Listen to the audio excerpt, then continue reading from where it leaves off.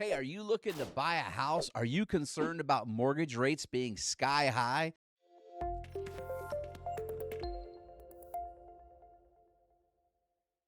You might want to learn that over the last 50 years, they're really not sky high. In fact, they're just about average over that time period. However, that does lead to higher mortgage payments if you were to go get a new 30-year mortgage, which today is about 7%. The problem on top of that is the median price of a home in America has risen 40% in the last 3 years. That means putting down a 20% down payment for just an average home, your payment has more than doubled from just 3 years ago.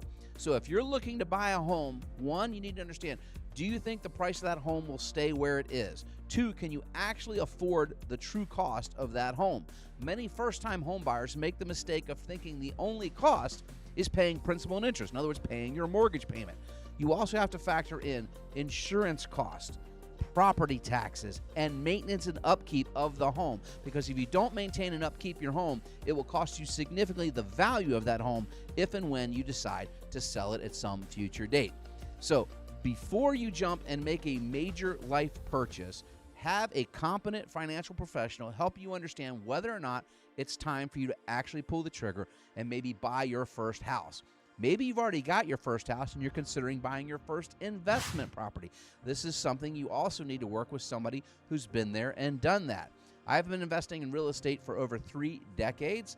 Real estate is a very tax advantageous asset, but it is not a safe haven at all times. You need to be aware of the risks, leverage, outcome, all the things that could factor into your purchasing, whether it's for primary residence or as an investment property. But with interest rates high right now, do you think you have a problem in the near term if you couldn't afford to pay your house payment? What would happen if you couldn't make the payment?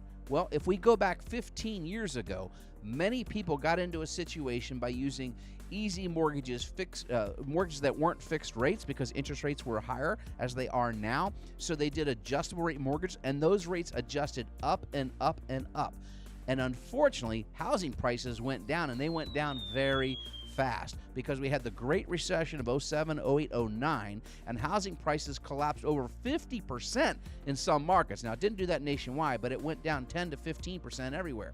So people bought a house that was worth, let's say, $300,000, but they had a mortgage that was still $300,000 because they didn't put anything down.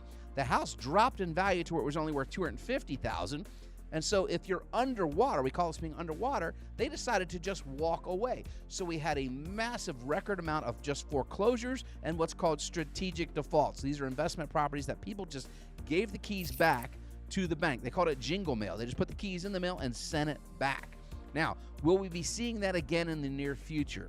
I don't think so, for a myriad of reasons. Now, no one can predict the future with any certainty, but I can tell you we have a massive shortage of housing in this country today. So while housing prices can certainly go backwards during a recession and periods of higher interest rates, because we have such a shortage of inventory, that is not likely to happen in the very near term. That doesn't mean you can't lose 5 to 10% in the value of that house. If you're buying as your personal residence and you plan on staying there 5 to 7 years or longer, this should not really be that big a factor for you because you're buying for shelter, not for investment. But if you're buying this as an investment, you may want to cool your jets and make sure you're doing a complete analysis on the cost of ownership of this investment and when you plan to exit that investment.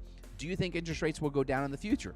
Many people are predicting interest rates will have to go down, and we are predicting that too, by the way, but we don't know when. It won't be next month. It will be at some point in the future, maybe a year out, maybe 2 years out, where interest rates will start to come down. So you may have the opportunity to refinance the debt on that piece of real estate. And if the real estate continues to go up in value, that is a good investment. This is what we call good debt. However, we are not encouraged by people putting 2%, 3%, 0% down loans, VA loans, because it's too easy to get underwater in the equity or the value of your home.